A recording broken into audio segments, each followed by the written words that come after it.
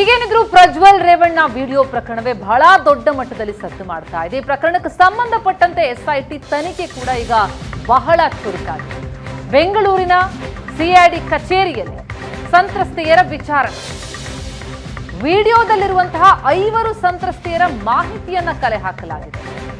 ಇತ್ತ ವಿಡಿಯೋ ಪರಿಶೀಲನೆಗೆ ಅಂತ ಪ್ರತ್ಯೇಕ ತಂಡ ಕೂಡ ರಚನೆಯಾಗಿದೆ. ತಾಂತ್ರಿಕವಾಗಿ ಅದರ ಪರಿಶೀಲನೆಗೆ ಆ ತಂಡ ಕೆಲಸ ಮಾಡುತ್ತೆ. ಸಂತ್ರಸ್ತ ಮಹಿಳೆಯರ ವಿಚಾರಣೆಗೆ ಮಹಿಳಾ ಅಧಿಕಾರಿಗಳ ನಿಯೋಜನೆ ಕೂಡ ಆಗಿದೆ. ಎಲ್ಲ ಆಯಾಮಗಳಲ್ಲೂ ಕೂಡ ತನಿಖೆಯನ್ನ ನಡೆಸಬೇಕಾಗತ್ತೆ. ಈ ಪ್ರಕರಣದಲ್ಲಿ ಒಂದು ಕಡೆ ಈ ಪ್ರಕರಣದ ಆರೋಪಿಗಳನ್ನ ಕರೆಯಲಾಗ್ತಾ ಇದೆ, ಅವರಿಗೆ ನೋಟಿಸ್ ಕೊಡಲಾಗಿದೆ, ಅವರನ್ನ ವಿಚಾರಣೆಗೊಳಪಡಿಸಲಾಗುತ್ತೆ. ಜೊತೆಗೆ ದೂರು ಕೊಟ್ಟಂತಹ ಸಂತ್ರಸ್ತೆಯಿಂದ ಮಾಹಿತಿಯನ್ನು ಕಲೆ ಹಾಕಲಾಗುತ್ತೆ, ಸ್ಥಳ ಮಹಾಜರು ಕಾರ್ಯ ನಡೆಯುತ್ತೆ. ಅದರ ಜೊತೆಗೆ ವೈರಲ್ ಆಗಿರುವಂತಹ ವಿಡಿಯೋಗಳಲ್ಲಿರುವಂತಹ ಮಹಿಳೆಯರಿದ್ದಾರೆ, ಅವರನ್ನೂ ಕೂಡ ವಿಚಾರಿಸಿ ಮಾಹಿತಿಯನ್ನು ಪಡೆಯುವಂತಹ ಪ್ರಯತ್ನಗಳಾಗ್ತಾ ಇದೆ. ಸಂಸದ ಪ್ರಜ್ವಲ್ ರೇವಣ್ಣ ಲೈಂಗಿಕ ದೌರ್ಜನ್ಯ ಕೇಸ್ಗೆ ಸಂಬಂಧಪಟ್ಟ ಹಾಗೆ ಸಂತ್ರಸ್ತೆಯರ ಪರ ಸರ್ಕಾರ ವಕೀಲರನ್ನ ನೇಮಿಸಿದೆ. ಎಸ್ಪಿಪಿ ಆಗಿ ಬಿಎನ್ ಜಗದೀಶ್ ನೇಮಕ ಮಾಡಿ ಆದೇಶವನ್ನ ಹೊರಡಿಸಿದೆ ಸರ್ಕಾರ. ಸಂತ್ರಸ್ತೆಯರ ಪರ ಬಿಎನ್ ಜಗದೀಶ್ ವಾದವನ್ನ ಮಂಡಿಸಲಿದ್ದಾರೆ. ಈಗಾಗಲೇ ವಿಡಿಯೋ ಕೇಸ್ ಬಗ್ಗೆ ಎಸ್ಐಟಿ ಟೀಮ್ ತನಿಖೆ ಮಾಡ್ತಾ ಇದೆ. ಸಂತ್ರಸ್ತೆಯರ ಪರವಾಗಿ ಮತ್ತಷ್ಟು ಸಾಕ್ಷ್ಯವನ್ನ ಟೀಮ್ ಕಲೆ ಹಾಕಲಿದೆ. ಸಂಸದ ಪ್ರಜ್ವಲ್ ರೇವಣ್ಣ ಲೈಂಗಿಕ ದೌರ್ಜನ್ಯ ಕೇಸ್ಗೆ ಸಂಬಂಧಪಟ್ಟ ಹಾಗೆ ಸಂತ್ರಸ್ತೆಯರ ಪರ ಸರ್ಕಾರ ವಕೀಲರನ್ನ ನೇಮಕ ಮಾಡಿದೆ. ಈ ಕೇಸ್ನ ಬಗ್ಗೆ ಸಮಗ್ರವಾದ ತನಿಖೆಯನ್ನ ಎಸ್ಐಟಿ ಮಾಡ್ತಾ ಇದೆ.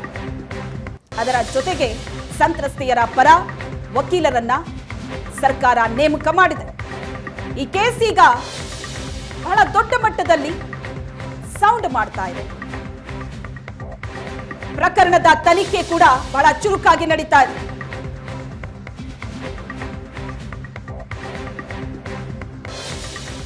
ಈ ಪ್ರಕರಣಕ್ಕೆ ಸಂಬಂಧಪಟ್ಟಂತೆ ಅಶ್ಲೀಲ ವಿಡಿಯೋ ಕೇಸ್ನಲ್ಲಿ ಅಪ್ರಾಪ್ತೆಯರು ಸಿಲುಕಿದ್ದಾರೆ. ಇಂತಹದೊಂದು ಅನುಮಾನ ಕೂಡ ಈಗ ಕಾಡ್ತಾ ಇದೆ ವಿಡಿಯೋ ಬಗ್ಗೆ. ಹೀಗಾಗಿ ಮಕ್ಕಳ ಆಯೋಗಕ್ಕೆ ಅನುಮಾನ ಹೆಚ್ಚಾಯಿತು. ಇಲ್ಲಿ ಅಪ್ರಾಪ್ತೆಯರ ಮೇಲೂ ಕೂಡ ದೌರ್ಜನ್ಯ ಆಗಿದೆ ಎನ್ನುವಂತಹ ಅನುಮಾನ ವ್ಯಕ್ತ ಆಗ್ತಾ ಇದೆ. ವಿಶೇಷ ತನಿಖಾ ತಂಡಕ್ಕೆ ಮಕ್ಕಳ ಹಕ್ಕುಗಳ ರಕ್ಷಣಾ ಆಯೋಗ ಈ ಬಗ್ಗೆ ಪತ್ರ ಕೂಡ ಬರೆದಿದೆ. ಅಶ್ಲೀಲ ವಿಡಿಯೋ ಕೇಸ್ನಲ್ಲಿ ಅಪ್ರಾಪ್ತೆಯರು ಸಿಲುಕಿರುವಂತಹ ಅನುಮಾನದ ಮೇಲೆ ಮಕ್ಕಳ ಆಯೋಗಕ್ಕೆ ಅನುಮಾನ ಮೂಡಿದಂತಹ ಹಿನ್ನೆಲೆಯಲ್ಲಿ ಮಕ್ಕಳ ಹಕ್ಕುಗಳ ರಕ್ಷಣಾ ಆಯೋಗ ಪತ್ರ ಬರೆದಿದೆ. ಪ್ರಕರಣದಲ್ಲಿ ಅಪ್ರಾಪ್ತೆಯರನ್ನ ಬಳಸಿಕೊಂಡಿರೋ ಬಗ್ಗೆ ಶಂಕೆ ಇದೆ, ಪೂರ್ತಿ ಪ್ರಮಾಣದಲ್ಲಿ ತನಿಖೆ ಮಾಡಿ ಅಂತ ಎಸ್ಐಟಿಗೆ ಪತ್ರವನ್ನ ಮಕ್ಕಳ ಆಯೋಗ ಈಗ ಬರೆದಿರುವಂಥದ್ದು. ಈಗಾಗಲೇ ಮಹಿಳಾ ಆಯೋಗ ಎಂಟ್ರಿ ಕೊಟ್ಟಿದೆ, ತಾನೇ ಸ್ವಯಂ ಪ್ರೇರಿತ ದೂರನ್ನು ದಾಖಲಿಸಿಕೊಂಡಿದೆ. ಈ ಪ್ರಕರಣದಲ್ಲಿ ಏನೇನಾಗ್ತಾ ಇದೆ ಅನ್ನೋದ್ರ ಬಗ್ಗೆ ಮಾಹಿತಿಯನ್ನು ಕೇಳ್ತಾ ಇದೆ. ಇದರ ಜೊತೆಗೆ ಈಗ ಮಕ್ಕಳ ಆಯೋಗ ಕೂಡ ಪತ್ರ ಬಂದಿದೆ. ಈ ಬಗ್ಗೆ ಹೆಚ್ಚಿನ ಡೀಟೇಲ್ಸ್ ಅನ್ನ ಕೊಡ್ತಾರೆ ನಮ್ಮ ಪ್ರತಿನಿಧಿ ನಂದೀಶ್ ಸಂಪರ್ಕದಲ್ಲಿದ್ದಾರೆ. ನಂದೀಶ್, ಒಂದ್ ಕಡೆ ಈ ಪ್ರಕರಣದ ತನಿಖೆ ಈಗ ಚುರುಕುಗೊಂಡಿದೆ, ತೀವ್ರವಾಗಿ ತನಿಖೆ ನಡೀತಾ ಇದೆ. ಮತ್ತೊಂದು ಕಡೆ ಮಕ್ಕಳ ಆಯೋಗಕ್ಕೆ ಒಂದು ಅನುಮಾನ ಬಂದಿದೆ, ಅಪ್ರಾಪ್ತೆಯರನ್ನು ಕೂಡ ಈ ಪ್ರಕರಣದಲ್ಲಿ ಬಳಸಿಕೊಂಡಿದ್ದಾರೆ, ಅಂದ್ರೆ ದೌರ್ಜನ್ಯ ಆಗಿದೆ ಅವ್ರ ಮೇಲೂ ಕೂಡ ಅಂತ.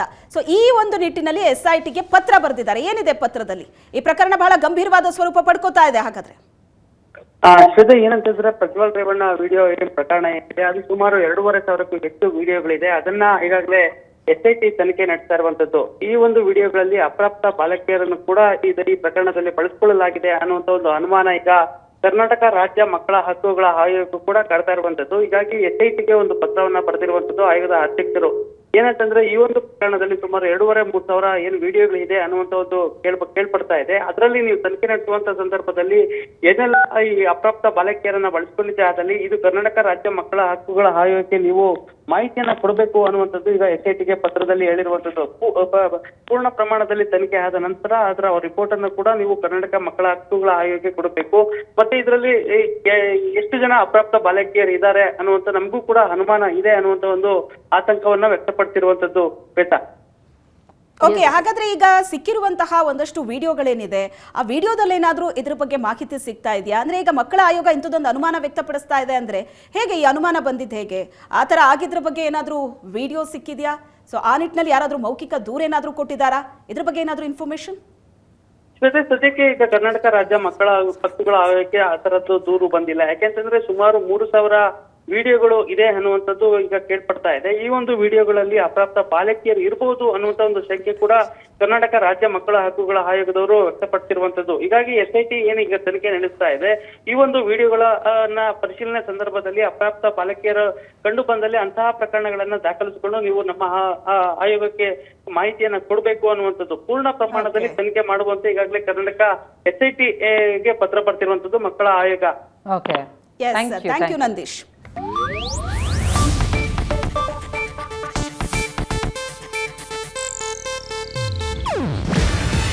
ಇದು ಏಷ್ಯಾನೆಟ್ ನ್ಯೂಸ್ ನೆಟ್ವರ್ಕ್ ಪ್ರಸ್ತುತಿ. ನೀವು ನೋಡ್ತಿದ್ದೀರಾ ಏಷ್ಯಾನೆಟ್ ಸುವರ್ಣ ನ್ಯೂಸ್.